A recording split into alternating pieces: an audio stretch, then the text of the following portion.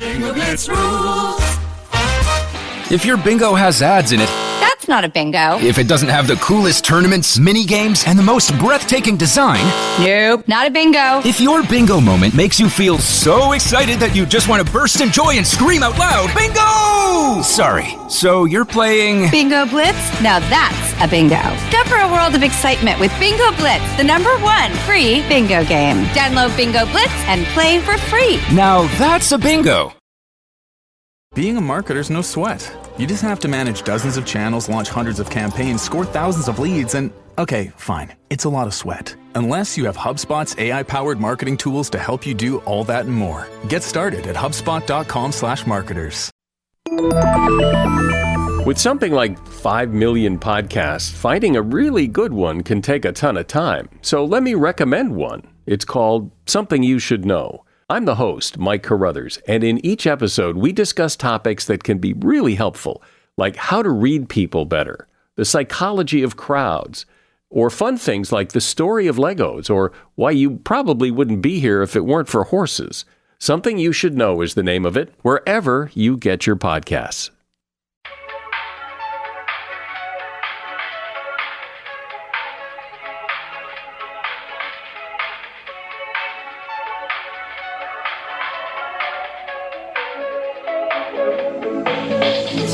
Welcome to New York. It's been waiting for you. Hi. Hello. Hi. Welcome to But Am I Wrong? And just know that we had to cut something out at the beginning of this episode that we were talking about because it's too controversial. It is. We're And- right. Like the we're not members of the community, so we cannot talk about it. No, exactly. But like I just want we're not cutting it out because it doesn't align with the But Am I Wrong brand. Mhm. It does It because we're perfectly not aligns. wrong. Mhm. But we know our place. Yeah. But we will continue talking about it offline. And if you get it, if you know, you know. If you get it, you get it. Maybe if you're in the Facebook, in our Patreon and Yeah. members of the community that's part of want to talk about it. Oh then- yeah. Well, people know my Yeah. stance. Yeah. And so I think that people know it's a safe place for them to talk about Mhm. that. So just know we see each other. Isn't that a line from Real Housewives? of Atlanta. Was it Nene? It's Nene and Candy. So Nene goes something like, I see you. And then Candy goes, we see each other. God, just from like the viral clips and the quotes that I say, like using it in everyday life, I feel like if I'm gonna watch one, I should maybe start with that. Yes, I agree. Well, just like everything she says, Yeah. iconic. Yeah. And then when her and Candy were good sparring partners because Yeah. they never hated each other, but they never really got along. And Ooh, juicy. yeah. And so like Candy is a very, she wrote some of the most iconic songs there ever were, like No Scrubs. So like she's a wordsmith and Nene is like a natural comedian. So like, you know, Oh, that's funny. one of Mott's them would loves say the each white other. refrigerator one too. So I can get him on board. yeah. They can be housewives. Yeah, the first, I say up to season 9 are just like the golden era. Yeah, I'd watch it. We tried to watch, I told you, we tried to watch Salt Lake City. And I just Salt Lake City is couldn't care. popping now because of the legal stuff that's Yeah. going on. I- But the golden show right now would be Potomac. I've heard that one is good, but I don't know. I don't know if I'm ever going to be a housewives person because I have a really hard time watching a show where I don't like anyone. And like I've heard what you have to like, you have to like watch enough to like root for someone even if you don't really like immediately like them, but then you're picking sides. And- but early on it's hard because you're like all of you are insufferable. Yeah. Well, I think because when you come into Salt Lake City, Housewives has already existed. So like when you do Atlanta, there's only, if you start at the beginning of Atlanta, there's only been like 2 seasons of OC. And now people know how to perform for a reality show when it wasn't. Yeah, you get the real honest truth, like Yeah. early Love Island seasons where people are throwing drinks on each other, like calling each other cunts. And like, they're like, oh my gosh, I'm so sad about this. I'm like, yeah, I'm not glad that someone got called like a dirty skank, but did it make for like fantastic reality television? Yeah, Mhm. it did. Yeah. No one thought they were getting Pretty Little Thing deals. Yeah. Everybody was just in it for in it for the drama, for the memes. Anyways, I am very much off this camera. And somebody didn't want to use the monitor. Told you. Wow. And you would have never known. You'd have gotten a message from one of our... I would have known before it got that far because I have to review the episode after Coco edits. You're not like me, who's just like, I'm a day player. I come and then I leave. Also, everyone, you should watch the video because now Melissa has adjusted, but you can see we're kind of matching. Yeah. It's cute. It's a fun time. Cute. We could have had on the same jeans. Are you wearing jeans? I know. I'm just saying I have those. No, you don't. These aren't the Abercrombie ones. Oh, they look like them. I know, but they're not. These are from White Fox. Oh. I was like, there's no way because like they're even long on me. Okay. And they're the regular length. Yeah. Which I love to see, but you know, I do. These are feel bad for you. Considered a short and they are long. They're too big in the waist too, but I have to get it for my ass. Yeah. For the juicy ass, it needs something. Yeah, I really relate. My ass struggles to fit into things. Now, my jean struggle is length. I'm built like a door. And so it's not a matter of like this, if this fits, this doesn't fit. It's like I look like a flat Stanley and I need something that evens out, you know, at the bottom. But also I have poor circulation, large cankles. I have no ankles. I just have calf to foot. And yeah, I don't want that to show. I remember the era of cropped skinny jeans, and I look swollen. Love them because I could get them, and then they'd be regular length on me. Oh yeah, you don't have to hem them either. You could probably even. That's what I'm saying because they were cropped. Then I could get it. It would be short on like you, but But then they're regular length on me, so then they're not cropped. They're even just if regular you wanted jeans. them cropped, you just fold them and then they fucking exactly. stay. That was my golden era of being able to wear pants because I didn't have to get anything hemmed. Yeah, I was over here with literally purple indentations because my swollen. Like I already have cankles and then I swell easy. Yeah. And so there it was, me with the indentations of my Hanes socks. Anyways, that's not what this podcast is about. This podcast is about two people who've never been wrong. Me, Megan, and... me, Melissa. I forgot that we were recording this, but am I wrong? And couldn't be me. Yeah, you're right. Because I was like really in the mindset of don't blame me, but wrong one. Wrong one. But it's in the same feed this week. Ayo, how exciting. Even though it doesn't mean much to any of you. No. Again, it just means a lot to us. We're matching. Yeah. I already said that. You already said that. That's why we're celebrating. Sorry. It's the matching. We're the stripe bitches, striping on the stripes. Anyway, so this podcast is where we share things happening in our lives. We have multiple segments. We have But Am I Wrong, where we pitch either hot takes to each other or things that happen in our lives. And we pose a question to each other and the audience. Were we wrong? And then we have the But Are You Wrong segment, where you send submissions into our email and we read them out loud and we decide if you are the hero or the villain of the situation.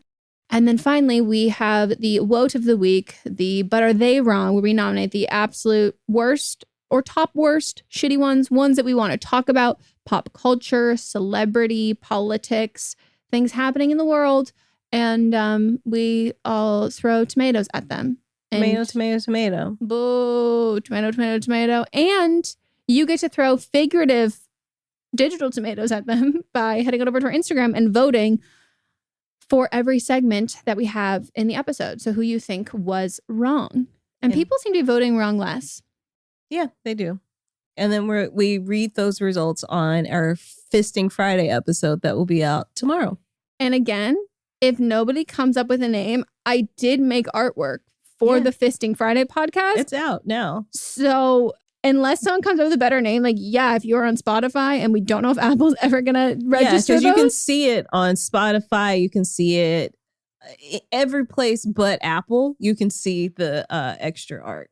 So, if anyone doesn't come up with a better name, like, and you're on Spotify and someone sees you listening, it's literally going to say Fisting. And it will have a fist. Yeah, there's a fist.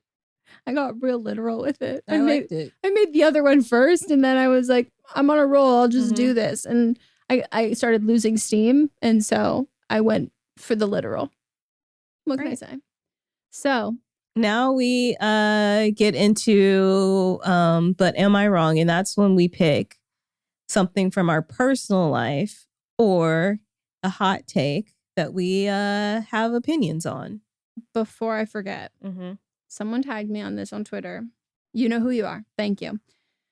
And the tweet says, I've got $1 billion idea. Imagine a computer printer, but like it actually fucking works. It prints every time like it's fucking supposed to without issue. And it just does that. No fucking problem. Companies, feel free to use this idea. This one's on me. As the whistleblower for Big Printer, I wholeheartedly agree with this statement. Okay. So I actually had a different one planned. I've had like a couple like stacked on here that I want to talk about. Sometimes I'll just like dive into like a rant with Melisa and she goes, do this on the podcast. I'm like, good call, good call. But this was a bit more topical, and then it got even more topical to my life as the day went on.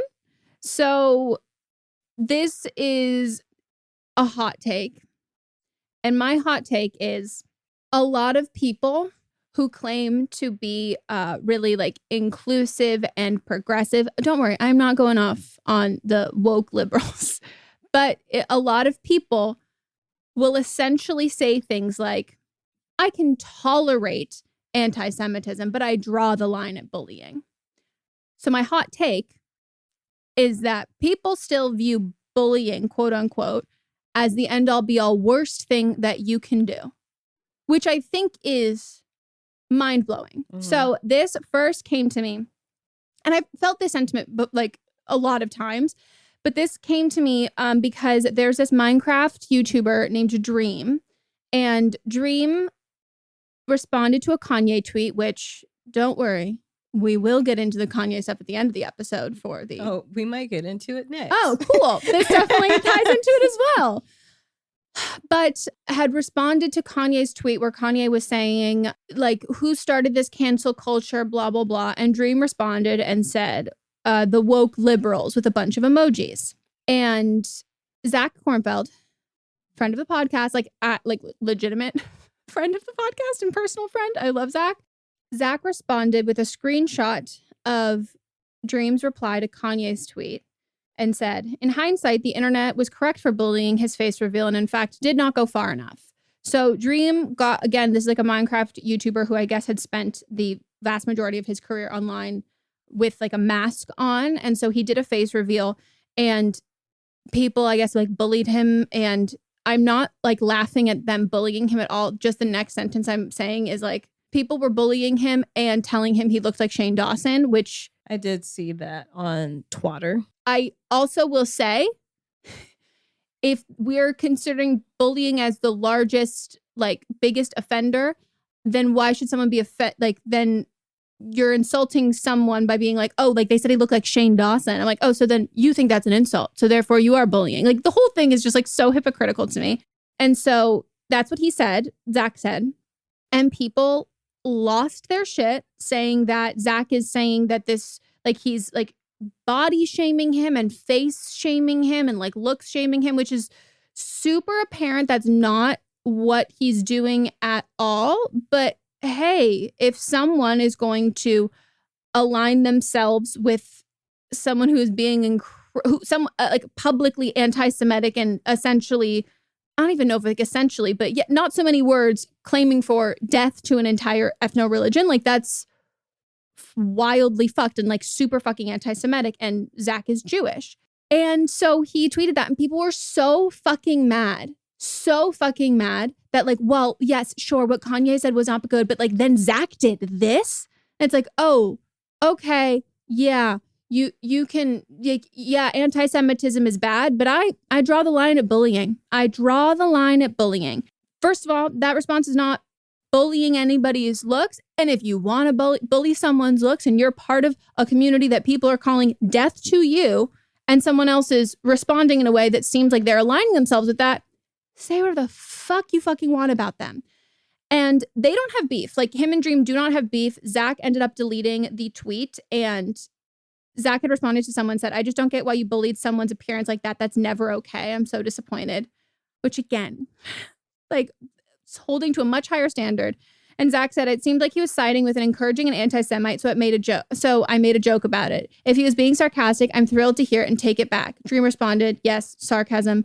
He gave context and then said extra contest. I think Kanye West is a moron and was ridiculing him.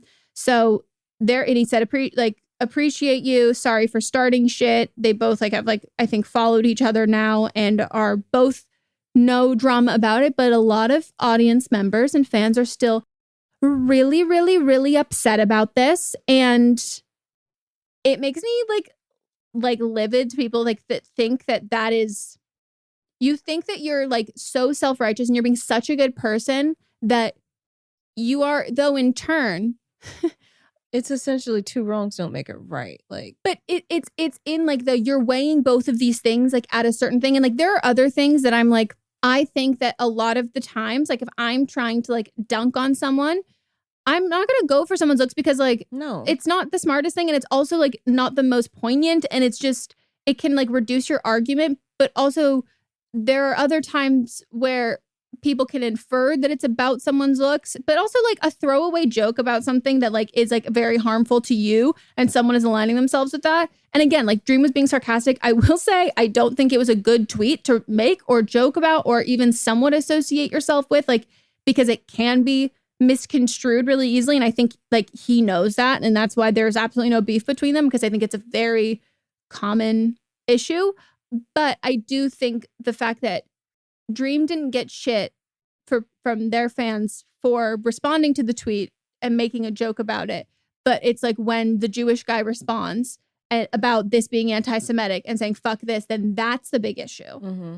And then it got even more pertinent to my life when I was talking about on my Instagram story today, long COVID. And I was sharing just, things that I've learned. I've been asking people for tips and advice until I can get into my cardiologist to reserve energy. And we talked about it off the podcast, but while we were recording last week, that the podcast is really, I can see a huge stark change in my health and how fast I talk and how my brain works and just all of that. But also my energy levels, when we finish recording, it's already exhausting in general, but it's just been a lot harder since I got COVID. And so I was sharing on my story, things that I was doing to hopefully help, preparing the night before. And I was relaxing and laying on the couch with my legs elevated while I did my makeup. So I'm sharing some tips that people have given me. And someone responds and said, oh my God, shut up about this. Everything on your page is a complaint. I used to love coming here, but now everything is just so negative. Which fucking, I think is hilarious. I think if you have and they have a public profile. And I posted it onto my story. Because if you are going to be ableist scum, I think you should always have your profile public. I think if somebody follows you with a private profile, you should be able to see what they're It can be private to everybody else, but if they're following you, you should be able to see it. That's a really good idea. I also think that's probably a really good idea when it comes to safety for minors and shit like that. I found this. But just to go off that, you came to prominence in the digital space as being a vlogger. This is just an extension of you vlogging. So anything you talk about in your personal life, you talk about things that are going good in your life too. But this is something that you deal with on a day-to-day basis that's what day-to-day is. But every single day, every single second, you're sharing what you're going through in your life. This is what's happening. Life is not always going to be sunshine and rainbows. And it hasn't been like that in your life for the most part at all. So why are you following someone that you disagree with? Just mute and go away. It's also just I am I'm a verbal processor. And so I think I can totally understand how that's not a lot of people's cup of tea. I really hate toxic positivity, so much. And I also really don't like to talk about, and I've said on the podcast, I don't like to talk about things that I'm actively going through unless I can do it in a lens where I have updates on something or I can share some insight or whatever that is. But I verbally process things. Also, most people who make content online, are verbal processors. If you're not a verbal processor, you're probably not very good at making videos because you can't just talk through your life and share those things. So I do think it is really funny because there is like, I mean, there's no pleasing. Like people, like those people then get so upset when people are like, oh my God, everything in my life is amazing. Everything in my life is amazing. And really, I know what it is. It's so everyone who is upset about those things is they are upset because they hate their life, but they don't think that you have agency to hate your life. Even if I'm not saying that I hate my life, but that's how they perceive. It's a personal attack on like, well, I'm going through so much worse shit than you, blah, blah, blah, blah, blah, blah. But then if you're being like toxic positivity, it's like, why would you be bragging about this? My life is so bad and so sucky. And it's like, maybe it's time for you to take a step away. Okay, this one. So then someone responded and said, sorry, Meghan, I followed you since I was 17, now 28. I respect your outrage about this girl's comment, but I don't think showing her profile with an audience like that will do anything. Is it because you just want to punish her? And that, again, it's the same thing to me. It's like, you know what? I can accept ableism, but I draw the line at you publicly calling out ableism on your own platform for your private mess. No, fuck off. Like, you can't do that. Like, you're not being a good person. And I know that everybody who's doing that is because they think that they're a really good person. And they're not. Like, you're just not. And again, I don't stand by people. Like, I will call out my friends if they make comments about people we know about someone's bodies or what people look like. I will do it all the time because, you know, internalized sexism and like internalized fat phobia and also just fat phobia in general is ingrained in all of us. And that's something that I've had to like learn and something I check myself on all the fucking time. But when it comes to responding to direct attacks or things that are far more egregious, it's not bullying when you are responding to absolute hateful shit. That's not bullying. It's a consequence of your actions. Accountability culture. Like, truly, like, what do you think this is? Right. What do you think this is? You want people to be held accountable and you don't want people to do this, but you want it to be done quietly. And you want people, you want to control people's response to that shit. And that like really pisses me off, you know? So I'm not wrong. I don't even need to ask you all. No, you're not. I'm not. So my turn?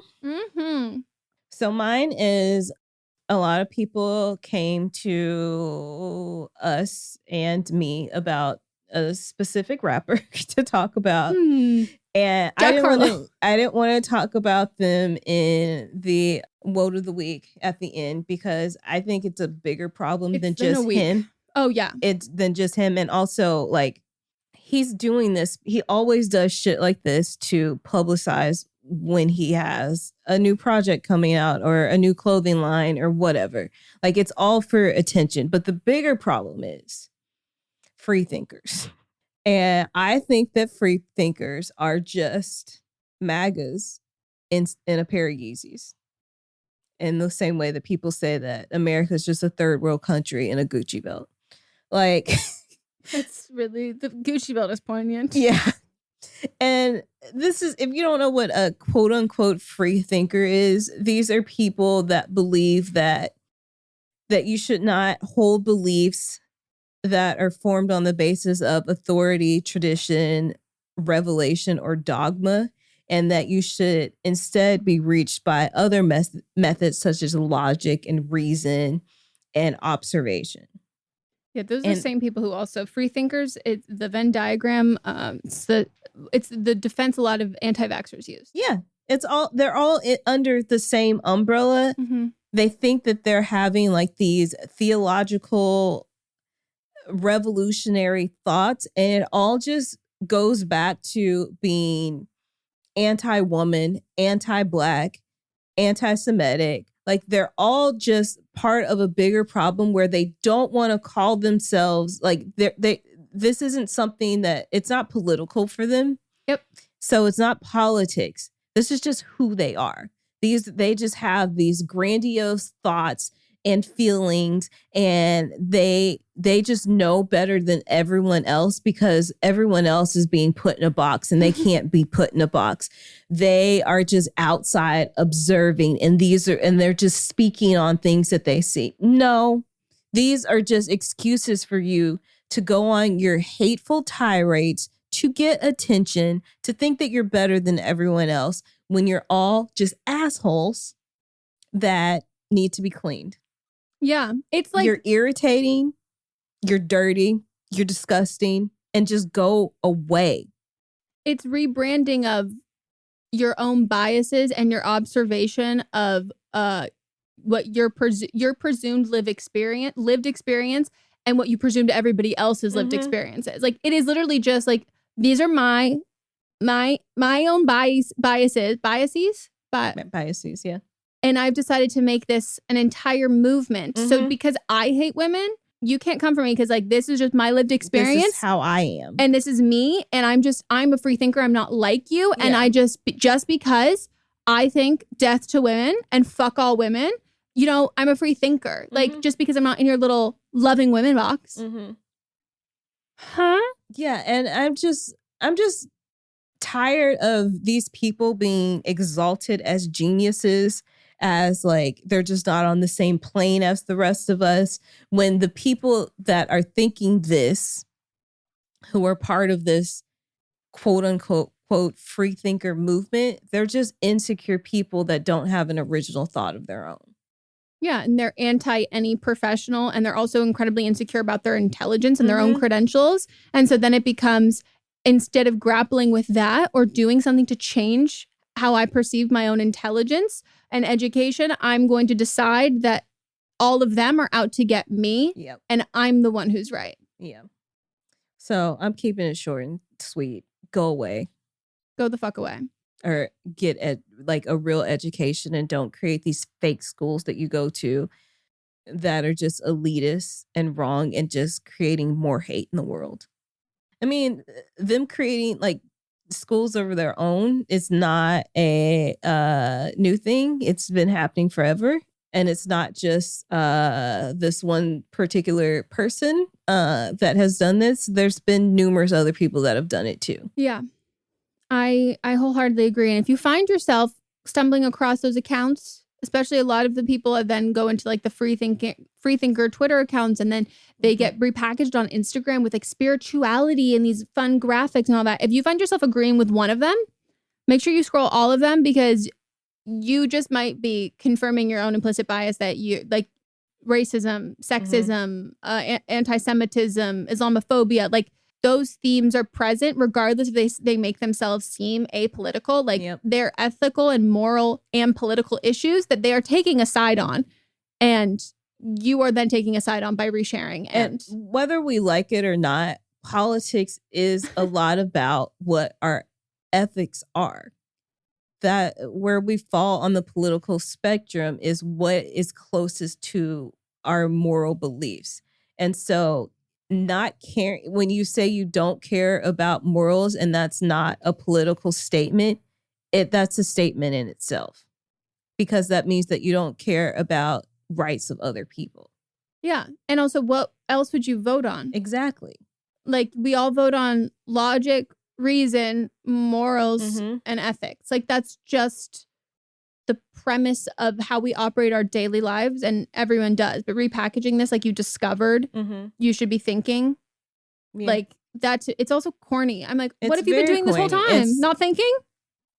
One of these free thinkers that has no original thought in their head is one of the billionaires who is friends with this other person who just comes up with bullshit every other week, and people are like, oh, he's such a genius. No, he isn't.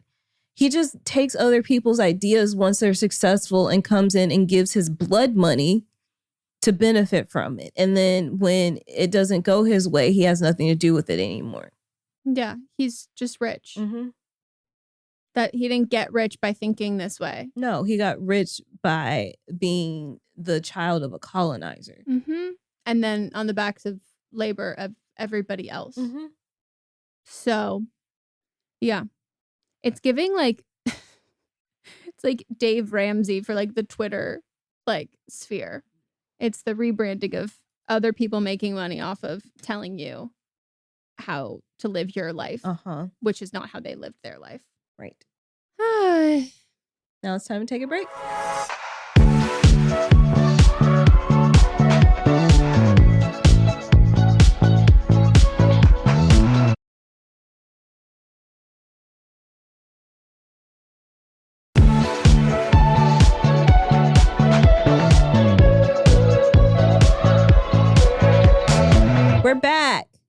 And we had a brilliant 1.5 minute workshop session for a potential future movie. And then Melissa ones that she's definitely writing. Yes. So it was really productive. What did you do during the break? Okay, now it's time for But Are You Wrong, where we read your email submissions if you want to be featured on. And if you have something happening in your life where you want to know if you were in the wrong, hero or villain, we will say one big disclaimer. We aren't going to tell you if you're wrong about your feelings. So that one's always kind of complicated to vote on as well. So I wouldn't say like totally eliminate those questions, but make sure you are reformatting them in the event that happened, who is at fault versus am I wrong for feeling? You feel inside. Exactly. Yeah. So you can send them to butamiwrongpod@gmail.com. Keep it under 300 words. We do ask that you let us know your ages. If you're going to do like pseudonyms, please do. It is anonymous, but don't do numbers or letters. We get lost. So fake names and ages, include all the relevant details. And yeah. Okay. Hi, Eminem. I, 23 female, and my boyfriend, 24 male, have been together for 1.5 years and moved in together 4 months ago. My boyfriend is a 3D designer and recently took an interest in 3D printing and bought himself a 3D printer. When he got the printer, he started using it about 3 weeks ago. I realized that it made a consistent white noise. White noise has always made me really anxious. I made him aware of this as the printer was set up in our bedroom. Because he was only using it for 2 to 3 hours a day, I chose to sit in the living room and close the door or put headphones in to eliminate the noise. My boyfriend has now bought a second 3D printer. He is now using these from 8 a.m. to 10 p.m. I've told him it's unfair that he has made the bedroom unavailable for me for the whole day due to the sounds.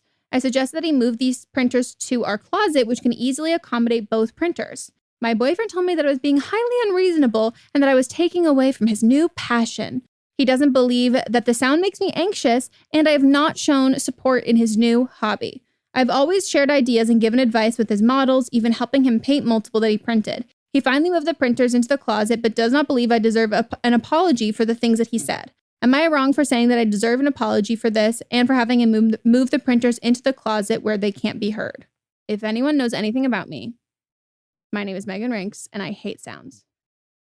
Like, my personal hell, I would 3D print his mouth shut. Yeah, I agree. I had some undistinguishable noise coming from the electronics in my room, and I could not figure out what it, like I unplugged everything, and it was like a little bit more high pitched than what white noise is.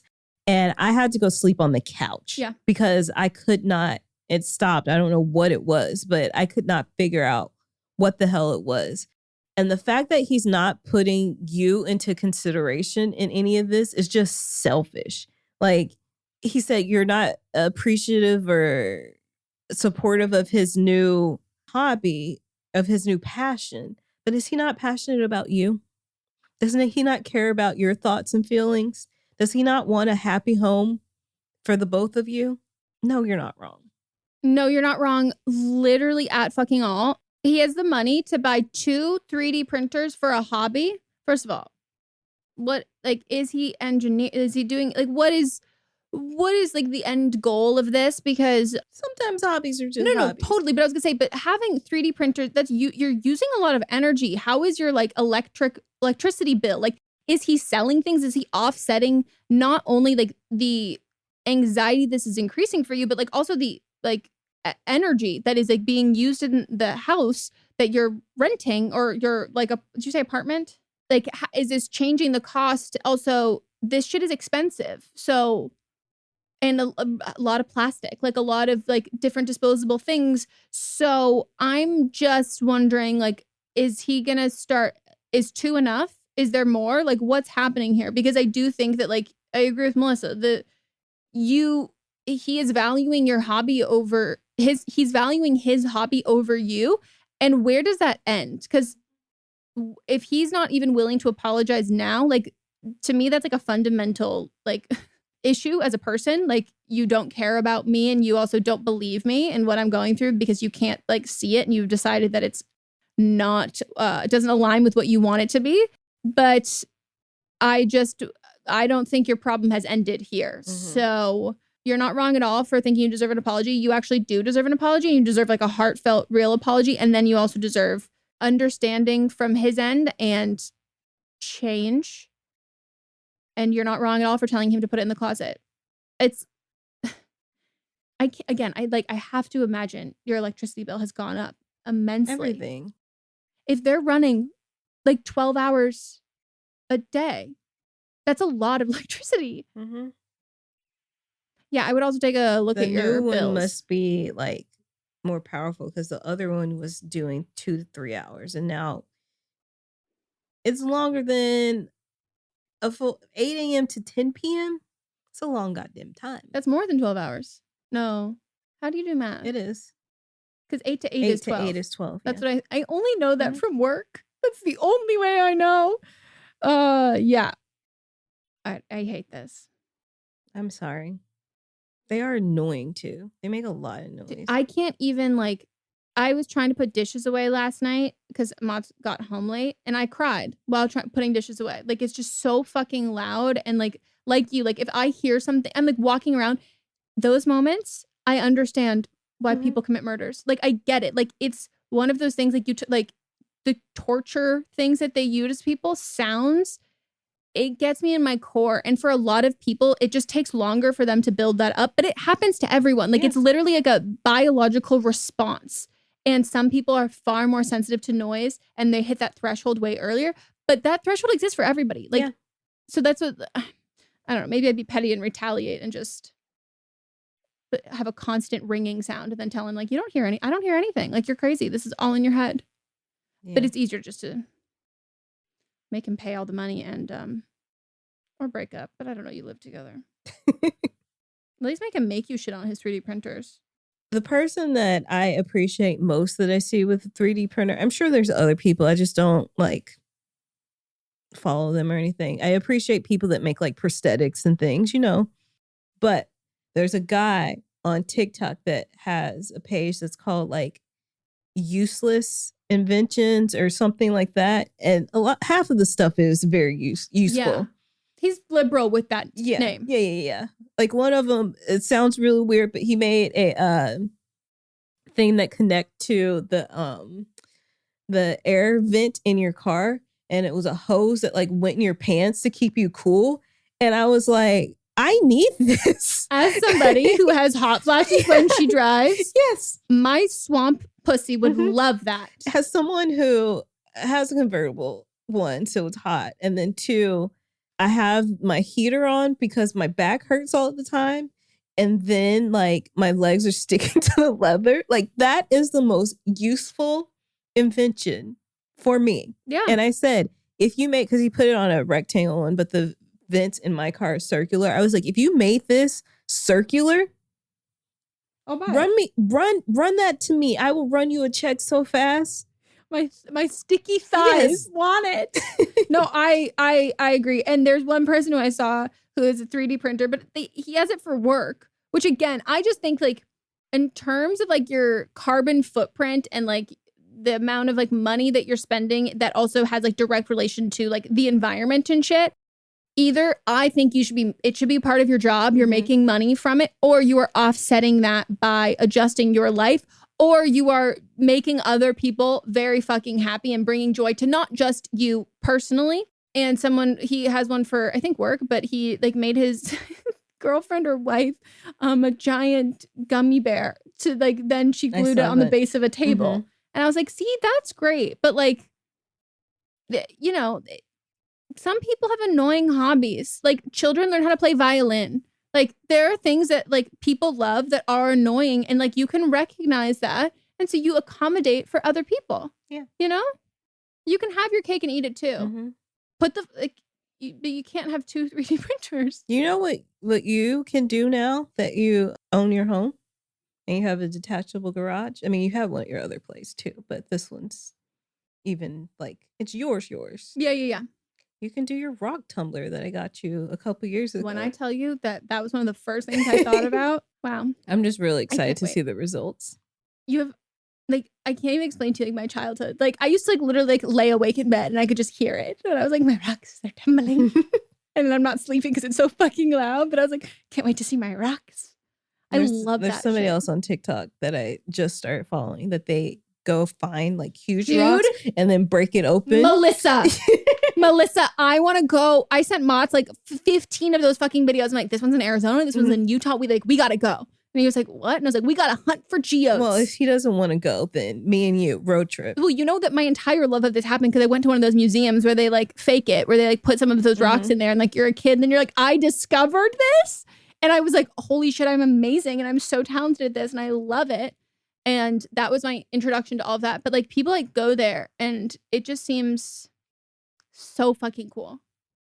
Let's do it. Yes. All right, my turn. I want to start out by saying I'm an avid listener and your guys' advice has helped me through hard times. However, I never thought I would be the one to write in. Way back in high school, I was supposed to be tested for ADHD and never ended up following through with the testing because I was embarrassed. Now that I'm in college, 6th year, these behaviors such as disorganization, lack of motivation, and forgetfulness have caused my grades to suffer, which in turn makes me feel like a failure, especially being a first-generation college student. I went to my PHP to tell them all my concerns. However, I also get social anxiety. My pulse ended up being 157 at the doctor's. You can relate to that. Literally. Doctor's office make me super nervous. My PHP basically told me that all my symptoms were probably due to anxiety and prescribed me a low dosage of Effexor. But being on this med hasn't really helped any of my symptoms I was worried about. And it's been a month now. I don't want to sound like I'm self-diagnosing myself, but I don't think anxiety is the true cause of everything. I can't help but feel they completely disregarded my concerns since my heart was racing and I was too nervous to stand up for myself. I also know you guys aren't doctors, but they told me they can't prescribe me stimulants anyway because my pulse was high. I have a follow-up appointment coming soon. Am I wrong for wanting them to reevaluate me for ADHD again? I really do not want to come across as self-diagnosing. I'm just tired of feeling unmotivated.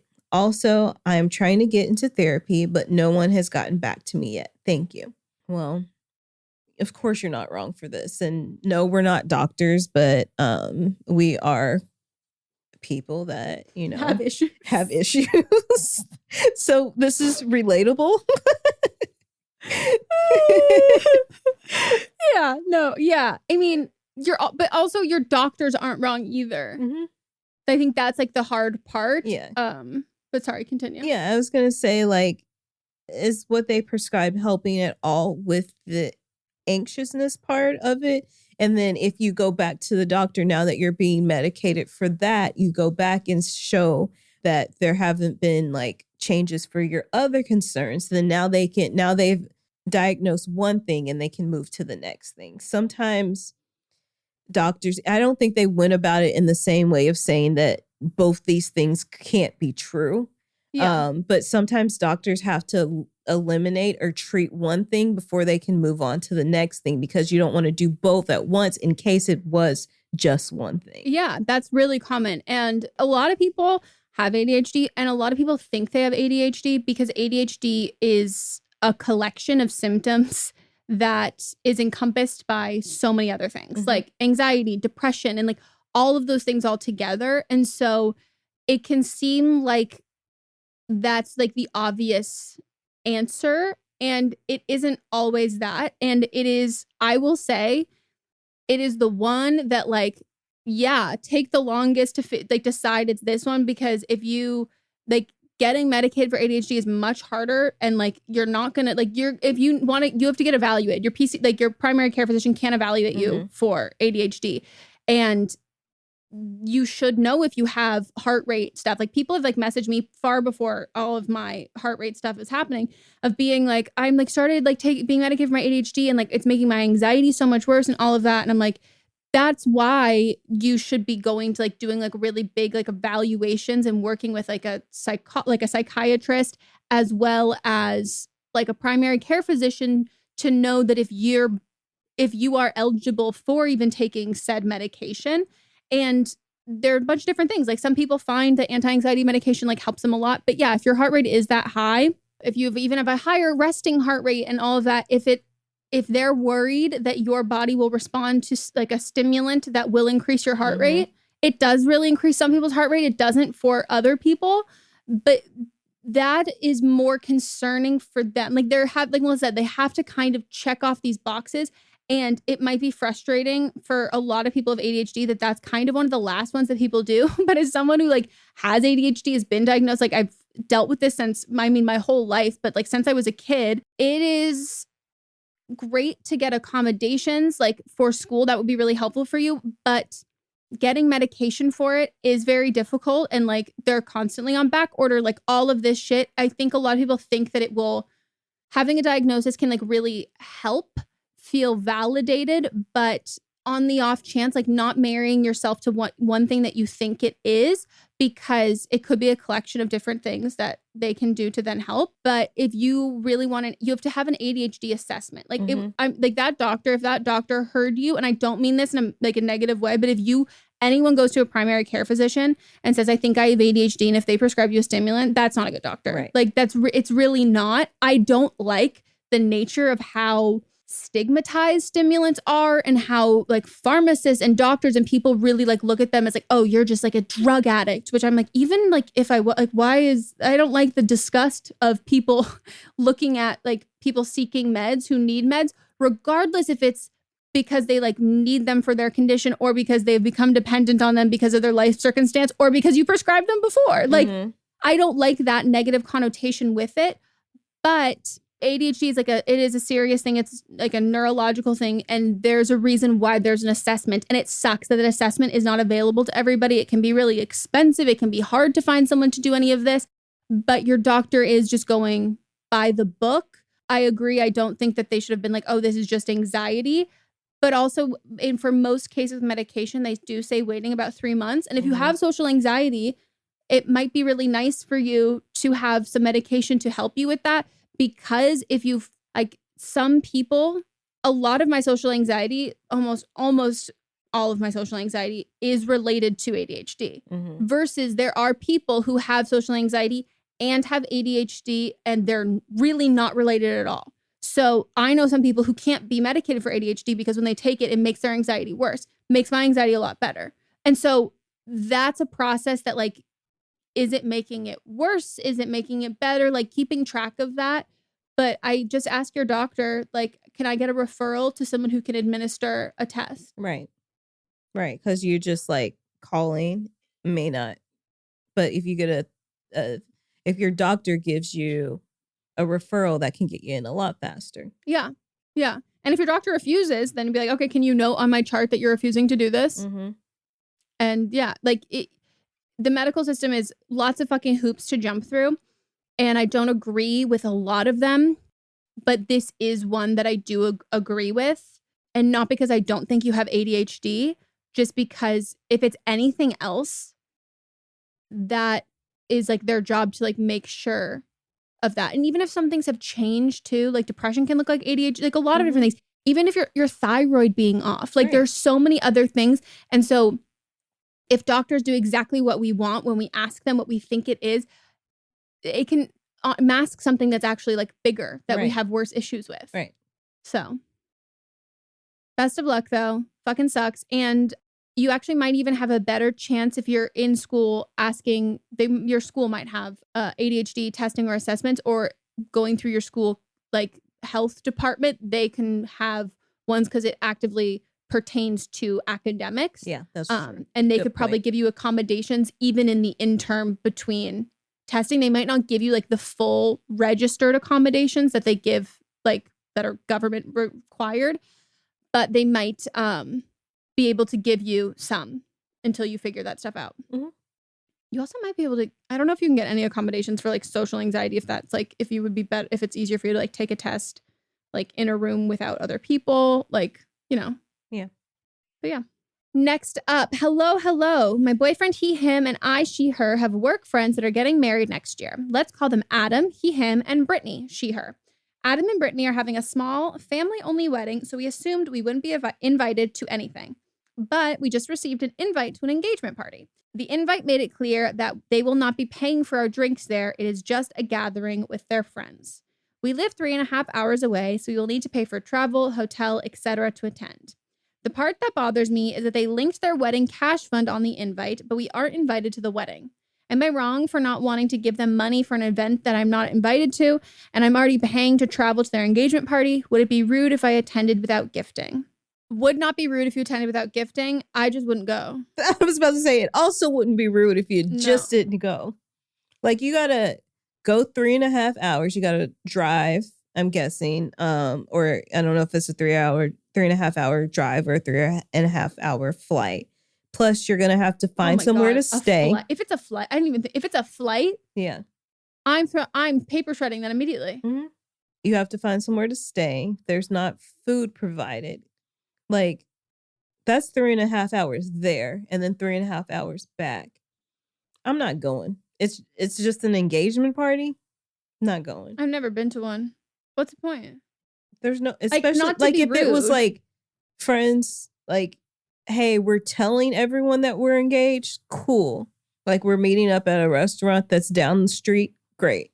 But I'm not going 3.5 hours to some engagement party that I'm not even invited to the wedding for. No. Well, engagement party is one of those things that like people sometimes will do too. If like, oh, the like one half of like the partner's family lives here and then the other half lives there. Like engagement parties are local events. It's who lives here, who's going to go. Yeah. No. I also don't think that they're wrong either, though, for linking their wedding fund on the invite. But I just think that, like, you can say no to shit for, like, people are spending so much money and this shit is, like, so expensive. And a lot of the times, like, it's formalities and, like, someone else dropped out and someone else and, like, this. And it's, like, they want to invite you because they don't want you to be offended. They want, it's, like, a mini olive branch to, like, kind of show that. But, like, that, the act is just in the invite. Right. You don't have to fucking accept. It's not, I don't think it's rude even if you go to a wedding and don't bring a present. Like, none of that is rude. Like, you can go to a wedding and you spent money on an outfit or you didn't spend money on an outfit. And if you don't want to bring a present, you don't bring a present. Like, all of this is optional. Yeah, I really agree with that. Like, I've never not brought a present to a wedding, but I also don't think that, like, we've done it because we've financially been able to. If we had not and we were only able to go to the wedding, everybody I know would rather you attend the wedding than just send a gift and not attend. Like, I get that weddings are expensive and gifts really offset the cost, but the people who are having the wedding are the ones who decided to take on that cost. So I just like really, I can't stress enough like how much I just would not go. Yeah. And also like, I don't know if you've been to an engagement party before or like you've been in this, like if you've been in the wedding sphere, but like they're work friends, but like you're going to see them for like 0.2 seconds, you know? It's just everybody else schmoozing like and they'll be with like, each oh my God, other. I can't believe you came. I can't believe you came. How do you know them? Like, it's just like, no, I'm not wasting my time doing this. No, or my money. No. Time is money. You know what I got? Both. I'm pretty good for both right now, as of right now. I've got a lot of time. I don't have a lot of time. I lose the time. Like I wake up and I have 24 hours. Give the IRS a lot of money by the 18th. Dude. So. Dude. Okay. I'm 21, they, them, and all others in this group are 21 or 22. I went to a get together with a friend group of 8 with my boyfriend of almost 1.5 years. One girl, Sarah, she, her, had recently broke up with her boyfriend who used to be in the friend group, and people were asking what happened. At one point, she was saying some odd red flags, things that make him seem weird and not normal. Looked at me and James, he, him, and he was like, maybe that is a spectrum thing. James and I are both autistic. We tried to talk to her along with the others in the group, as most of us thought what she said wasn't okay, especially as he hasn't been diagnosed or self-diagnosed with ASD. This was quite long and slightly heated, and Sarah believed she was being attacked, which James nor I were trying to do, and we were trying to share our experiences and that people with autism in relationships are just as good and can make things work with accommodations. There were many other issues, such as her not letting us speak, especially as we both find group conversations hard, and her putting herself as a victim, as we apparently didn't let her finish, so she sounded like the villain. I don't think I did, but I apologize. So am I wrong for not liking her after, and the fact I felt like she falls into the trope of a white woman being an ally to marginalized communities, but not really? Should I drop the topic? The final straw has also caused the group to hang out more separately, although my boyfriend said they have had issues with Sarah before. The group has been friends for 3 years. These friend group things. Dude, abolish friend groups. Yeah. That's a good thing when you get older. Yeah, just be friends with who you want to be friends with. And like, if y'all hang out, cool. If you don't, okay. Because statistically, you're not going to like them all. No, you're not. This is... Anyway, yeah, I mean, clearly this is white woman tears. Yep. And I'm guessing she was hurt because of her ex. And so she's just saying things out of anger, but this is her true feelings towards the situation. And especially if you were dating someone and then you were making these remarks about them, then they weren't meant to be together anyway, because she's an awful person. Yeah. But Sarah, give it another few years and Sarah won't even be anyone's friend. Or the ones that she is friends with, they're not going to be part of your quote unquote group again. Yeah, I mean, the group is hanging out more separately, and like your boyfriend said that like they've all had issues with Sarah before, and I'm not surprised by that, because not only is it like bold and pretty brazen to make like super fucking ableist statements, but it's really like you would give absolutely no fucks and you feel very comfortable doing that, and then literally turning and looking at two people who you know who are autistic as you're being like, oh, I'm gonna talk shit on my ex who is like, what's her word you said?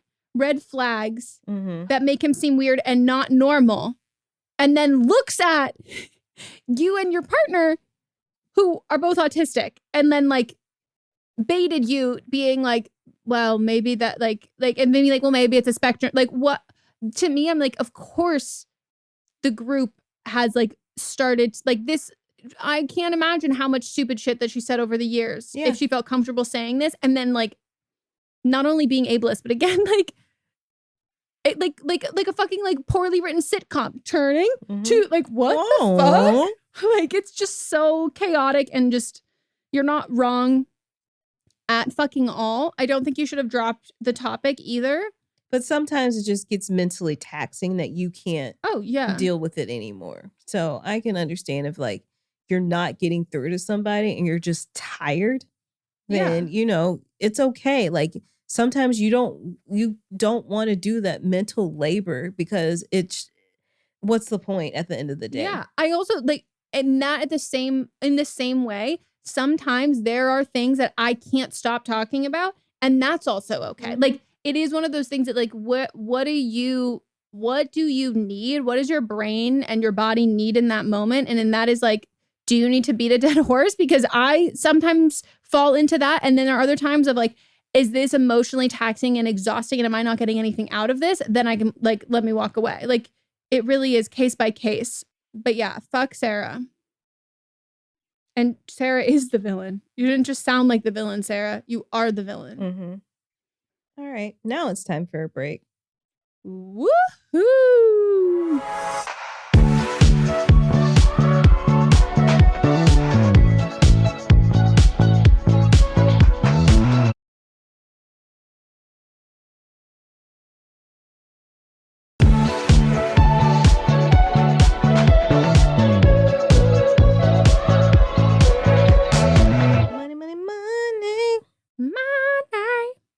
Yeah, right. No, not at all. Now it's time for Wrong of the Week, where we nominate, or But Are They Wrong? Where we nominate celebrity, current event, something happening in pop culture right now as the absolute vote. And this week I would like to nominate Brad Pitt. William Bradley Pitt. I also would have liked to nominate him in 2016, when all of this shit started happening. But now that things have, the allegations of abuse that Angelina Jolie has detailed have been unsealed. I would really like to nominate him and the incels and women haters online who have become emboldened by previous abuse cases to now come with a pitchfork to every woman who has been abused. So just a quick little trigger warning. This is like really fucking horrific. And I really I have a lot of like faith in our audience, obviously, but like this is a level of fame of two people who are so famous that a lot of people, this is like a Harry Styles, someone like a Harry Styles of certain generations. I'm not going to entertain anywhere on any of our platforms, even our private ones like our Facebook, of people speculating about her lying about this or separating the art from the artist when it comes to Brad Pitt. Like, I don't care if this is a hard pill for you to swallow. We set those same boundaries with a previous abuse case that we like did not talk about because the shit online is not okay. And we're a safe place for people who can escape from people who hate women. But I really want to ensure that here because I think this is going to get really bad. So I'm going to read a bit from the New York Times in court papers related to a legal battle. So they are getting divorced and they're having a huge legal battle over their French winery that they own together. So just know that all of this came about out of him wanting money. So she has made claims that he is abusive to her and their children during a flight they took in 2016. So she filed a cross complaint. Angelina Jolie, she filed a cross complaint against ex-husband Brad Pitt, disclosing details about what she described in the court papers as abusive behavior by him on a private plane in 2016, which is what led to them getting divorced. So the reason why this was filed, it's part of like the legal battle over the winery. They once owned it together and she'd planned to sell her shares and like of this, and he is upset about that. And he wants her to sign a non-disclosure that would have contractually prohibited her from speaking out outside of the court about his physical and emotional abuse of her and their children. And her filing goes on to describe an extended physical and verbal outburst from September of 2016, where they all flew from France to California. This is a direct quote. Pitt choked one of the children and struck another in the face and grabbed Jolie by the head and shook her. The filing states, adding that at one point he poured a beer on Jolie. At another, he poured beer and red wine on the children. So the feds who have jurisdiction over crimes and things that happen on flights, they investigate the incident, but they declined to bring criminal charges, which is important to note that they have made statements that they had the declining to bring charges was the choice of Angelina Jolie. They've said like this was the choice that she made to not do so. But days after that plane ride, that's when she filed for divorce. And so Pitt's lawyer said that he will accept responsibility for some things in his past, but he's not accepting responsibility for things he didn't do.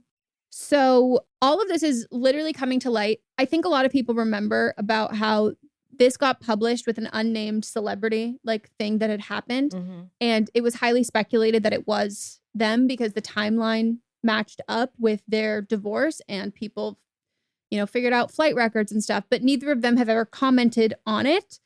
But I don't know, maybe it's just in the Hollywood circle that we run. And this was fact. Everyone knew. Like everyone knew. And this was like, oh, okay, this is what happened. Like, it might not be confirmed officially, but it was operating it really as this, taking it in as a fact.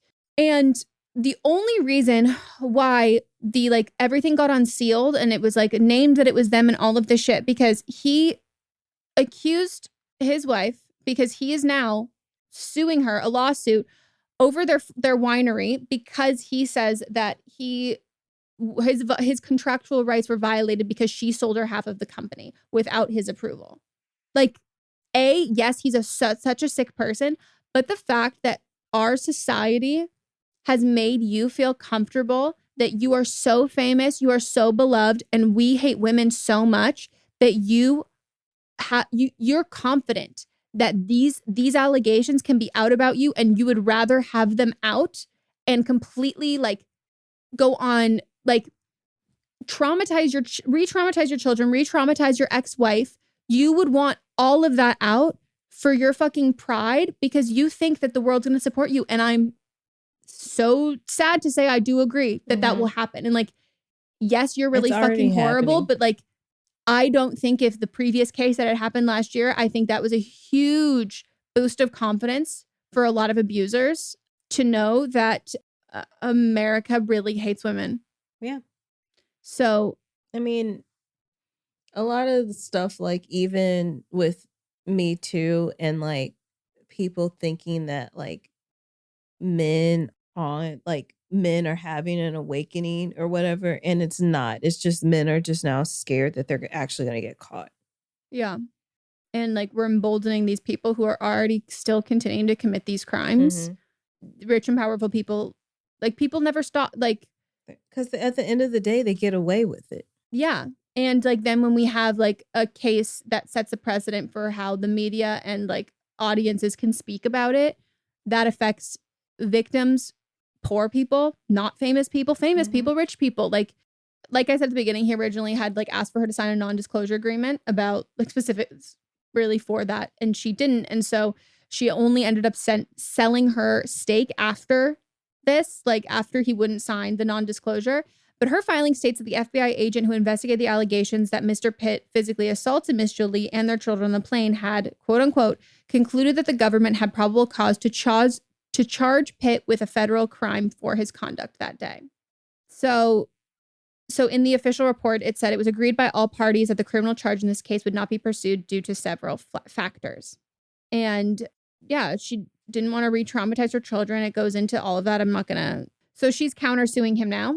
And that like she's saying that she was growing uncomfortable by participating in an alcohol-related business, considering the fact that he acknowledged his, at that time in 2016, that's when he finally like acknowledged his problem with alcohol abuse and said that in 2019, Brad Pitt told The Times that after she filed for divorce, he spent time in AA and was committed to sobriety. So I just think that he is such a fucking piece of shit. And I really hate that we have made abusers so confident that the public will love them and adore them and rip their victims to shreds, that they can re-traumatize people involved and also just bystanders who have to watch other victims who have all of this privilege and have all of these resources and access to watch them also get torn to shreds. Like I'm not saying that I think that people who have access to like money and privilege shouldn't have this, but it's when you are a victim and you see someone who feels so untouchable to you and you see they get completely beat like that, it trickles down and it affects everybody. And he's an absolute piece of fucking shit. Yeah. And no wonder why his children don't speak to him. We talked about this offline, didn't we? That we're like, there's no way that two people are both. Yeah. Yeah. All right. Well, good nomination. Okay. So my nomination for this week, I wasn't going to do this at first because it seems very local, but then my local hometown news, it's local as in LA stuff. Oh, okay. I thought it was too local for LA stuff. And then I saw my local hometown, like Arkansas news tweeting about it. Then I was like, okay, then I'll report on it since it came across my news desk. I thought you were talking about the Jon Stewart. Oh, I saw that too. Yeah, that was one of my ones, but that takedown was pretty. Pussy throbbing. Yeah, like it was hot. He's so hot. He's so honestly, hot. I just want him to go back to the Daily Show, which I know he won't. I was literally just thinking that. Like I'm very sad Trevor Noah's leaving. If you brought him back to TV, yeah, I'm ready. I think we're all ready. We he are looks ready. So good. He looks good. Oh, I love it. I remember the first time I laid my eyes on him. I remember exactly because he was on The Nanny. He was just like one of her many boyfriends that came through. Yeah. And I was like, that is one good looking man. And I was a child when I saw him. It was just like one episode. Did he act? Yeah. And then once he started getting that white hair. Oh, Yeah.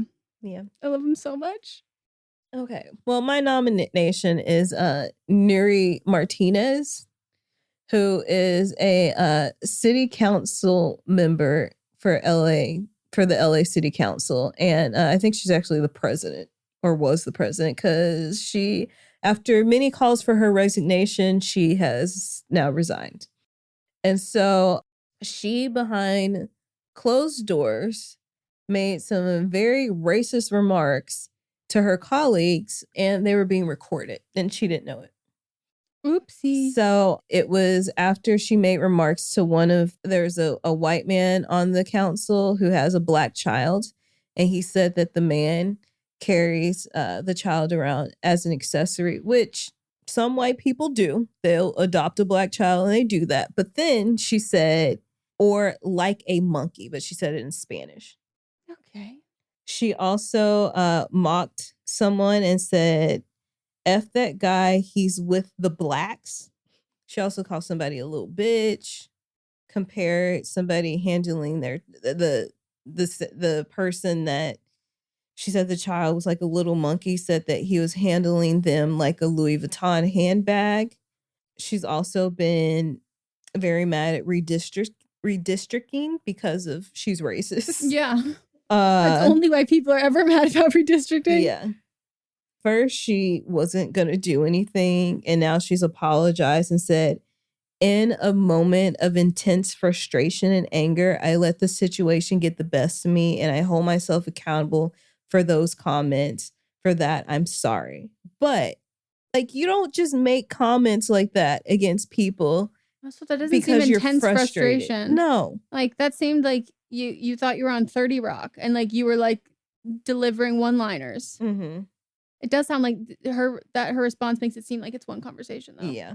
Yeah. She wasn't going to step down at first, but she also has endorsed a lot of the people that are running for election, too.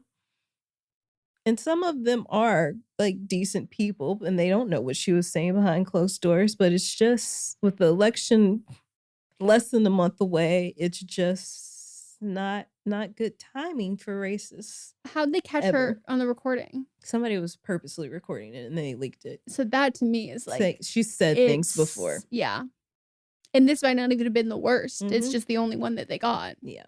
You know, I've been trying to work on getting speed bumps put out here. We know. Miss Parks and Rec. Now I can't talk to the president of the city council because she's resigned. So I gotta readdress my things to the other. I wonder how much you get paid.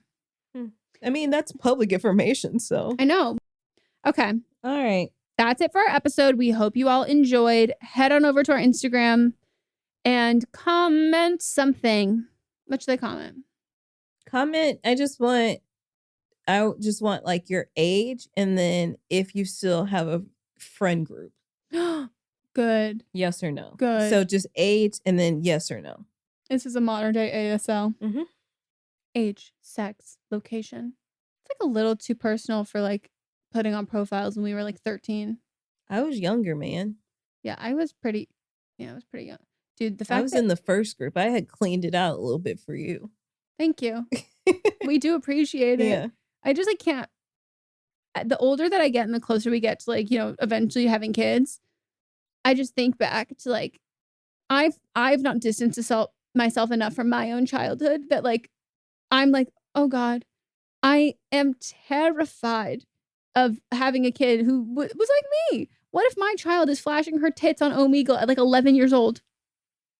Fuck. Yeah. Fuck. I've got... The kids are not all right. Yeah. I mean, I know I'll be a fine parent because I'll be better than you know. Yeah. Bars but like, I have nieces and nephews. Like, and I'm like, if my sisters who I practically raised, when you're the oldest child, you get a lot put on you. Oh yeah. They can raise kids. I got this. No, problem. You're also solid. I'm a mature big kid myself. Yeah. No, and kids love you, Mm-hmm. and like you're a person that people like respect Yeah. Me, I'm people too. That sounded like I was like other people, but not me. No, but No, like I knew you meant you. You have like, you're fun. You still have like authority. Like you're smart. Like you have and also like you're never gonna be late for the pickup. Like I'm just picturing you in like fire sunglasses, and you're like, I don't know why in my mind you're driving a Hummer. I don't think you would be, but like I've driven a Hummer in my life. I used to have one as a company car. There you go. I could just like see you there with like your respect that I got then. Oh yeah. Well, I think I just picture you in a really big car that you like hop out of, and then people are like, "Where did she go?" And then you come out on the other side, and you're in a hot pink pantsuit, and you've got like a BlackBerry, even though like we're all on iPhones now, and your kids are just like well behaved and like happy to see you. Yeah. And then you look like really like, wow, like she does not look warm, and then you pull out 2 bags of McDonald's from behind you or In-N-Out. And you're like, let's go, kids. And you roll the windows down, and you put on music, and you're all like, it's like a Gracie, Gracie's Corner remix of like Baby Shark or something like that. And it's like, how does she do it? I like this picture. Me too. You just have to pick a good fucking pickup line or drop off line, because these fucking Los Angeles schools. To be honest though, I'd probably hire somebody to do it. Yeah, and then they'd have their butler who does the same thing. They go, "Moms can't wait to see you," and then you're at the pool at the house I ready might with snacks. be in the car, you know. Like, oh yeah, because then I can do the work but still be there for the kids. Yeah, I love this for you. Me too. Woo! I'm just afraid I'm gonna get really granola. See you. Yeah, I see you in just like big flowy dresses. I know. With your Birkenstocks on. You're gonna have. I feel like everything you said about me is also true, minus like the McDonald's. Yeah. Like I just can't eat there. I know you can't eat there, well, so I don't can think. have In-N-Out. Oh, okay. Yeah. Yeah. I just think that I'm really gonna become. You're gonna be making like baby food. Yeah, I'm really afraid that I'm gonna. I know like, you are. I'm never gonna become like the granola anti-vaxxer, or like let's just like, you know, I'm not that. Like I'm very pro science. We're getting everybody vaxxed. We're taking antibiotics, or like we're not using fucking essential oils. But as somebody who loves a project, but I'm so afraid I'm gonna be like, baby food, I can make that. That's my biggest downfall in my life now, is me seeing something goes. I'm like the dude from Holes going, I can fix that. I'm going, I can make that, and I can't. See, the thing for me, it's like, I want to do that. I hire someone to do it. You're my inspiration. And I've been telling you, like, I got to get somebody in here to organize my closets. You do. Yeah. And like, I love like your timeline in your head. You were like, I'm going to do this weekend. And then the next weekend, you're like, I didn't have time. This is going to be, I'm going to hire someone to do it. Or I'm just tired. No, but that's just like, you have a 1 week turnaround where I look at something that I've had for like years and I go, well, I'm eventually going to. No. Yeah. That's why we have a podcast, because otherwise I would just talk about having a podcast. Anyways, that's it. Goodbye. Oh, we'll circle back. But Am I Wrong is a production by me, Megan Rinks. And me, Melissa DeMonts, plus Diamond Imprint Productions. Post-production by Coco Lorenz. And production assistance by Melanie D. Watson. What's up, everyone? It's Noah Daniels. Hey, y'all. I'm JJ. Hey, guys. It's Kat. And we're your hosts of the Real Hauntings podcast, where we bring on guests to share their first-hand encounter ghost stories and supernatural experiences. Now on to the trailer. I've been warned to not tell this story, but I think because of the way it ends, it's okay to tell this story, because some people say that with certain entities, to like speak of them or talk about them or in any way like portray them as powerful will attract them to other people. The creepiest thing about it to me is a lot of times it would wait for me to notice it. Like it would just lay its arm out like this, and then I'd be like, where is it? Where is it? And then I'd see it, and then it would just slither back. For more information on the Real Hauntings, Real Ghost Stories podcast, make sure you check out real.fm to learn more about our podcast and many other amazing podcasts. Contained herein are the heresies of Radolf Buntwine, erstwhile monk turned traveling medical investigator.